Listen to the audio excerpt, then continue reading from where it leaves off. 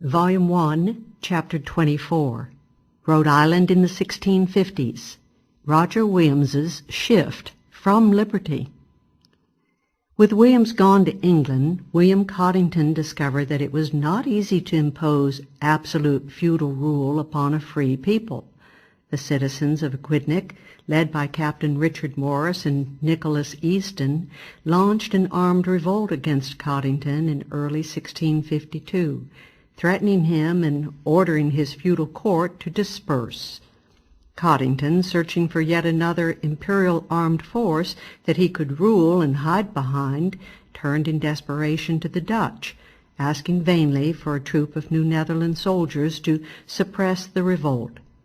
When Coddington's chief aide, Captain Partridge, seized the home of one of the citizens to enforce a Coddingtonian court order, the enraged populace rose up, occupied the house, and hung the captain then and there. The voice of the people had been heard, and Coddington, speedily taking the lesson to heart, reversed New England custom by fleeing to Massachusetts. He dared return only when he had signed an agreement relinquishing all claims to any greater ownership of Aquidneck than had any other freeman. In the meantime, Williams and Clark easily convinced the English government of the spuriousness of Coddington's claim, and obtained an order vacating the Coddington Charter. Soon William Dyer returned to Aquidneck from England with the good news. The Coddington threat was finally over. Williams arrived in England at the moment of Puritan victory and at the peak of the revolutionary intellectual ferment.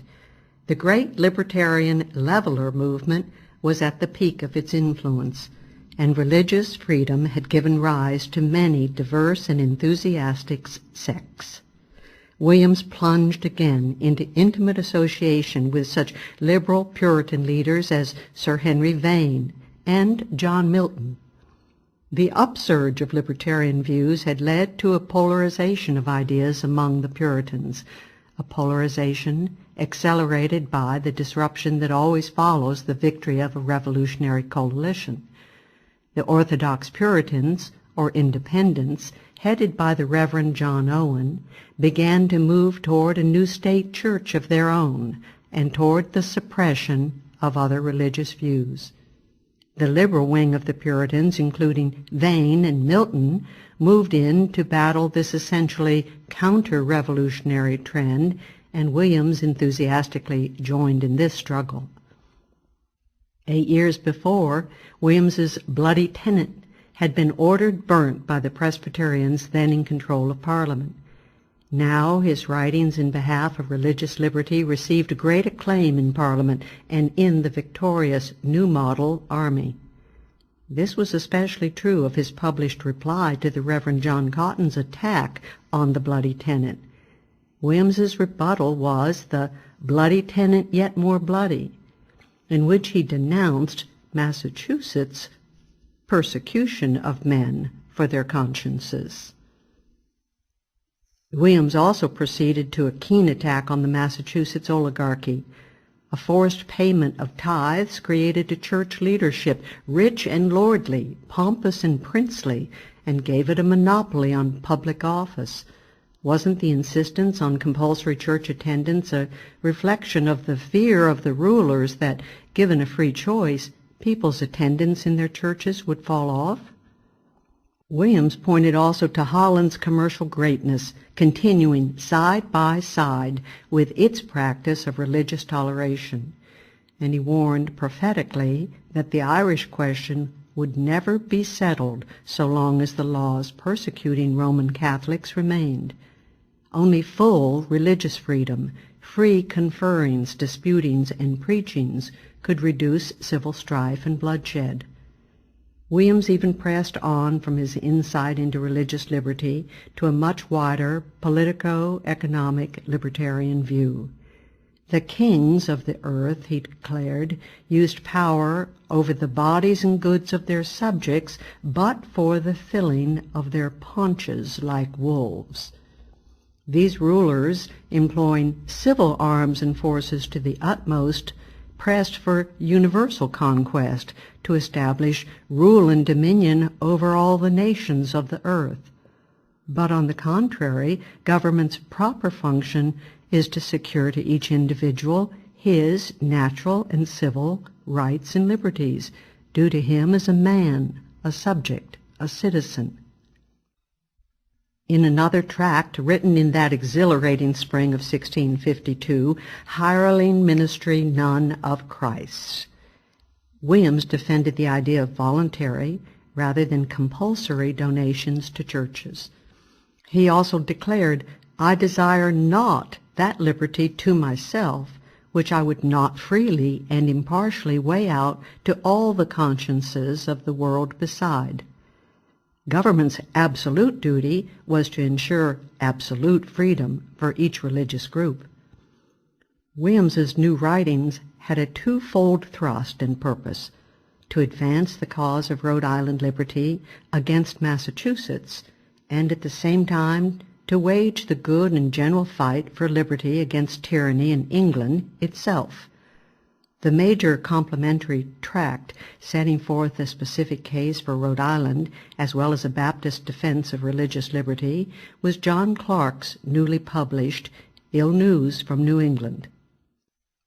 Although Williams and Clark had no difficulty disposing of Coddington's claims, the larger problem of Rhode Island vis-a-vis Massachusetts was far more difficult.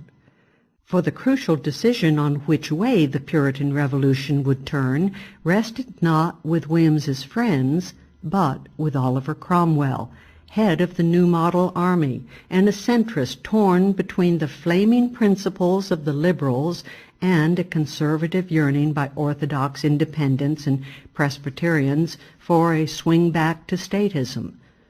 Cromwell, furthermore, was friendly with the oligarchs of Plymouth and Massachusetts Bay, as well as with Roger Williams. Moreover, the Protector was fatefully balking increasingly at the obvious next task of the Revolution, the smashing of feudal landholding. The libertarian groundswell of the Revolution could not be sustained unless the feudal oligarchy was dispossessed of political power, as well as of its restrictive hold of the land of England created by that power and on which that power was now based. Events moved swiftly, as happens in revolutionary situations, and by May 1653 Cromwell had made his fateful decision for the landed oligarchy, for statism, and for counter-revolution. Parliament was forcibly dissolved, and military dictatorship assumed by Cromwell. The great leveller leader, John Lilburne, was jailed for his libertarian views, and the leveller movement broken up. Only the courageous Sir Henry Vane continued to cry out in protest, charging that Cromwell was plucking up liberty by its very roots. Williams, too, joined Vane in opposition, at least privately denouncing the Protector as a usurper and also attacking Cromwell's aggressive imperialism, typified by his war against the Dutch. Proceeding skillfully, however, Williams was able to procure an at least tentative confirmation by the English government of Rhode Island's charter claims. Short of funds and discouraged by the new turn on the English scene and spurred by the turmoil in Rhode Island, Williams returned home in the summer of 1654, leaving John Clark in London to continue the negotiations. Williams arrived to find a highly troubled colony. In particular, his beloved Providence was again in great danger. William Coddington had been successfully overthrown, but this by no means ended trouble from Aquidneck. Instead, the Aquidneck government, headed by William Dyer and including Nicholas Easton, had embarked on an aggressive, imperialist course of its own. It had launched piratical attacks on the Dutch of New Netherland, and simultaneously, in spring 1653, combined with a minority of Providence-Warwick people to claim that theirs was the true government of the Rhode Island colony. The Providence-Warwick government had protested and charged that Aquidneck aggression against the Dutch would set all New England on fire. At the same time, the Pawtuxet Oligarchy again refused to pay taxes to Providence, and once again Massachusetts threatened armed intervention and prevented Providence from pressing its claim. Any lesser man than the great founder of Rhode Island would have been discouraged enough to give up. For almost 2 decades, Roger Williams had fought for individual liberty in England, in New England, and especially for his Rhode Island.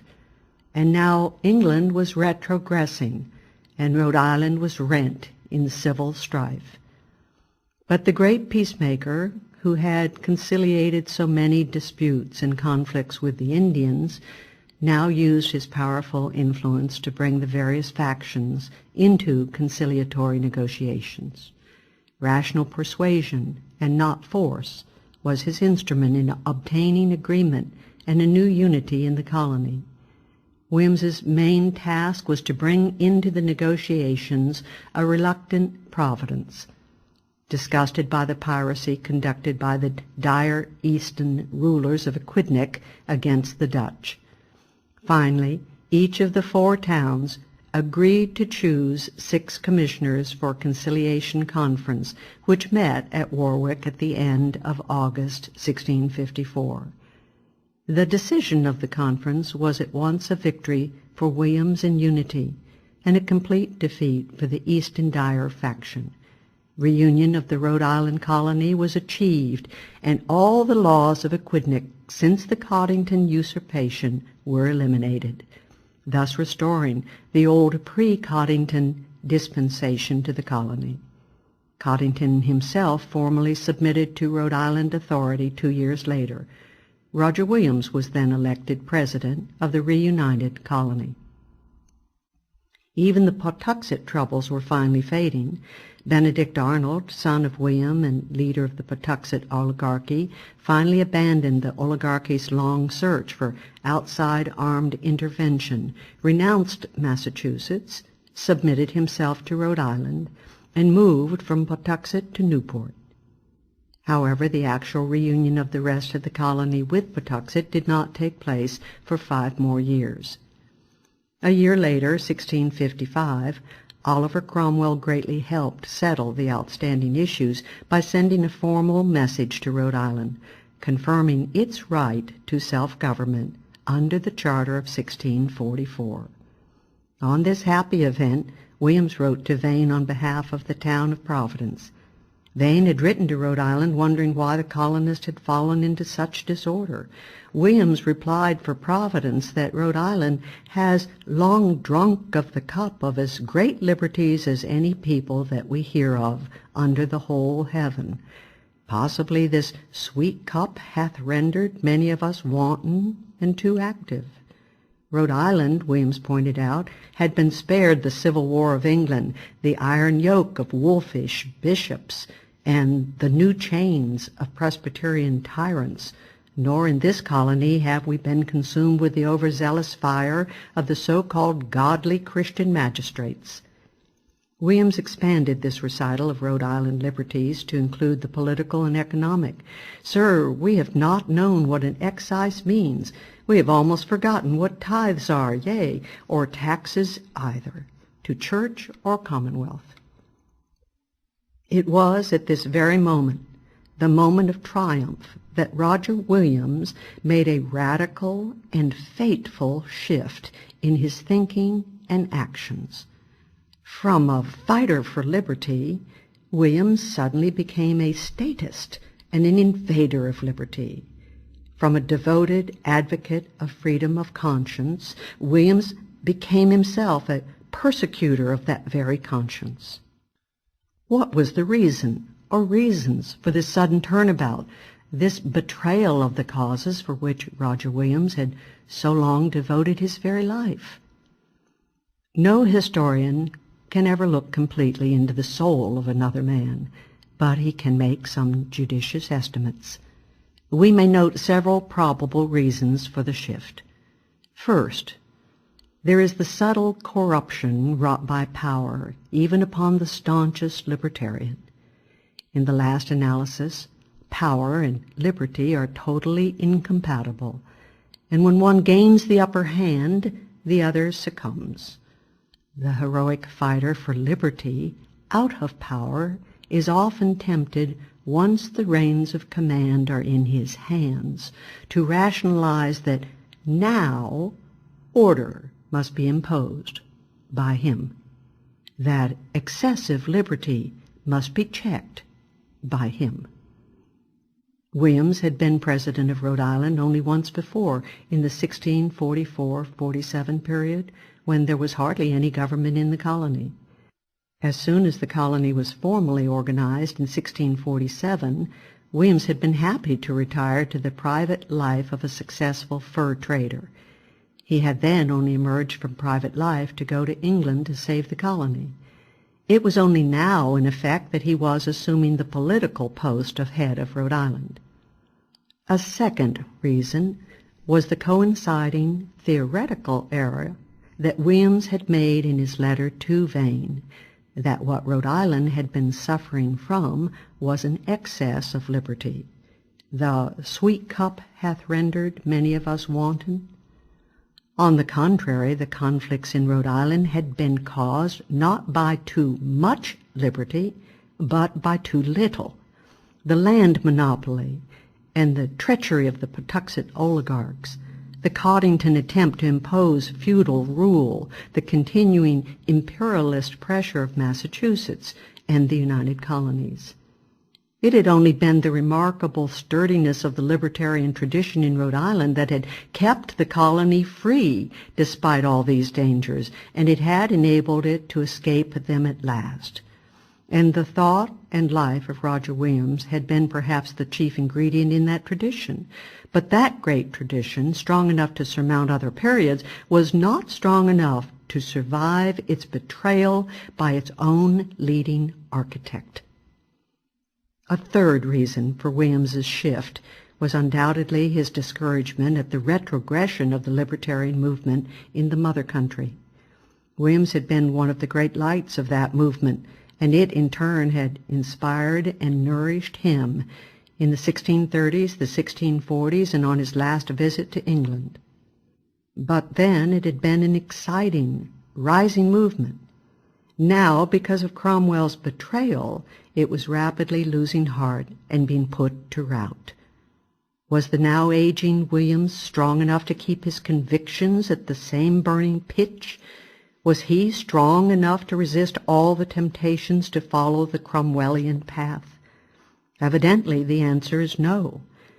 We may consider also Williams's earlier lapse from the libertarian principle in the days of the Gorton persecution, and Williams's eventual siding with the Patuxent faction to expel Gorton from Providence. Purity of principle had been cast aside even then, and this indicates a fourth contributory reason for Williams's change of heart, a tendency to react testily when people more radically individualist than himself appeared upon the scene. Williams's shift from liberty to tyranny was first revealed sharply and startlingly in his imposing upon the people of Rhode Island compulsory military service. The other colonies underwent conscription, but this was a strong blow to the libertarian movement of Rhode Island.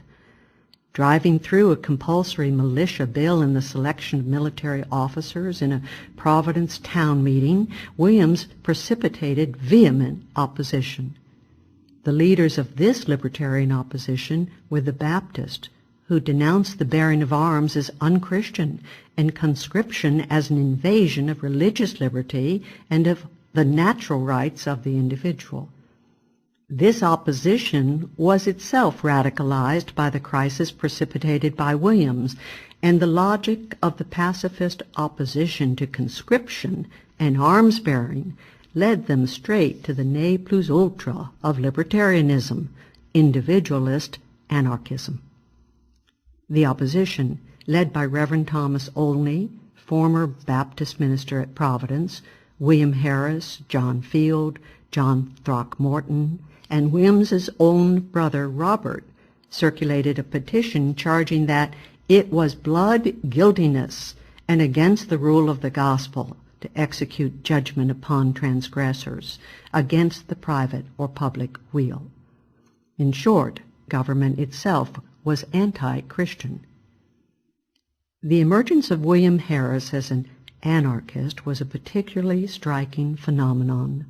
This conscientious man, who had been one of the original few to accompany Williams to Providence and had then joined the Patuxent Oligarchy, had been suddenly aroused by William Arnold. Harris had been one of the victims of Arnold's attempted land grab under the aegis of Massachusetts. Apparently this sobering experience of how the state can be used to oppress as well as to confer privileges, added to his disfranchisement by Providence a dozen years before for street brawling, had set Harris on the individualist path. His Baptist pacifism completed the process. Roger Williams bitterly condemned the tumult and disturbance caused by the anarchist petition, conveniently failing to place any blame for the tumult on his original imposition of conscription. And Williams sneered at the pretense that arms-bearing violated the petitioner's conscience. He then came up with a famous analogy to support his newfound statist philosophy. He likened human society to a ship on which all people were passengers. All may worship as they please, he graciously declaimed, but none is to be allowed to defy the common laws and orders of the ship concerning their common peace or preservation. And if any should mutiny against their officers, or preach or write that there ought to be no commanders or officers because all are equal in Christ, therefore no masters, nor officers, nor laws, nor orders, no corrections, nor punishments, the commanders may judge, resist, compel, and punish such transgressions. In short, not only were mutinous actions to be punished by the state, but even the very advocacy of anarchist principles. Williams's analogy was superficially attractive, but of dubious relevance. If society inhabits a ship and must obey its officers, who are the owners of the social ship? What gives one set of men in a country the right to claim ownership of that country and the people in it, and therefore the right to command and force others to obey? These were questions that Williams never bothered to raise, let alone answer. He might also have pondered in what way individual persons pursuing their separate ways on land were in any way comparable to a ship, and a single ship at that, which has to go in one direction at a time. Why must everyone be on one ship? Williams's pronouncement did not convince the opposition either. The anarchists rose in rebellion against Williams's government, but were put down by force. Despite this failure, at the 1655 elections a few months later, at which Williams was re-elected president, Thomas Olney was elected an assistant and was seated even though he had participated in the uprising. Williams now began a systematic campaign of statism in the colony. The central government was aggrandized at the expense of the home rule rights of the towns. In May 1655, the Assembly decided to bypass its financial dependence on funds raised by the towns and to appoint officials to levy general taxes directly on the people. The following year it was decreed that no laws of the colony may be obstructed or neglected under pretense of any authority of any of the town charters. Williams also moved to stiffen the laws against immorality. The Assembly decreed the compulsory licensing of liquor dealers and an excise tax on liquor. Sales of spirits to Indians were restricted severely. Punishments were intensified. The 4 towns had, until then, failed to provide prisons or stocks. So little was the need and so pervasive the spirit of freedom. But the Colonial Assembly now moved to fill this gap and also to outlaw verbal incivilities, which were to be punished by the stocks or payment of a fine. Adultery, which had not been subject to express penalty in the Code of 1647, was now to be punished by whipping and a fine. Corporal punishment was to be levied for loose living, and masters were to be held responsible for the licentious careers of servants or minor sons. On the other hand, divorce laws were liberalized to allow for divorce for reasons of incompatibility. It is clear that a large part of the motivation for the new statist trend was a desire to curry favor with Cromwell. It was shortly after receipt of Cromwell's official reconfirmation of Rhode Island's charter in June 1655 that the Assembly passed the law against loose living on information that Cromwell was restive at the state of morality in the colony. Furthermore, Cromwell in his message had ordered Rhode Island to provide against intestine commotions. The colony swiftly passed a law against ringleaders of factions, providing that such ringleaders, when found guilty by the General Court, were to be sent to England for trial. Here was the fulfillment of the ominous hints of Williams's ship analogy. But Baptist anarchism continued to multiply in Rhode Island. One of the new adherents was none other than Catherine Scott, the leading Baptist minister and a sister of Anne Hutchinson. Anne Hutchinson's lone pioneering in philosophical anarchism before her death had planted a seed that came to fruition a decade and a half later. Also adopting anarchism were Rebecca Throckmorton, Robert West, and Anne Williams, wife of Roger's brother, Robert. Catherine Scott and Rebecca Throckmorton were soon to espouse the Quaker faith. Finally, in March 1657, the crackdown arrived, and the four individualists were summoned into court by Williams as being common opposers of all authority. Williams relented after this public intimidation, however, and the charges were dismissed.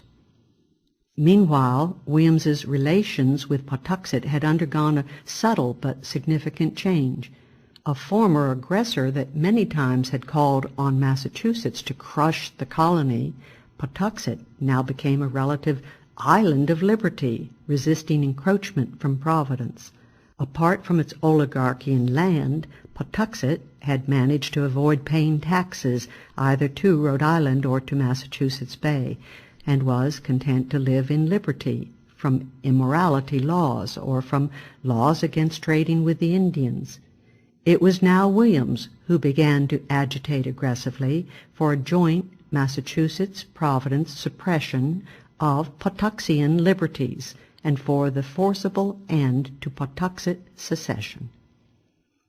This entire Patuxian experience with governments served to confirm William Harris in his anarchism, and also to embitter Williams against Harris more than against his fellows. Harris was particularly vehement in opposition to taxation, all taxation, and circulated to all the towns a manuscript denouncing all civil government, and urged the people to cry out, "No lords, no masters." Harris predicted that the state, the House of Saul, would inevitably grow weaker and weaker, whereas the House of David, Harris and his followers, would grow stronger and stronger. Harris also condemned all punishments and prisons, all officials and legislative assemblies. William Harris was now hauled into court, charged with open defiance under his hand against our charter, all our laws, Parliament, the Lord Protector, and all government.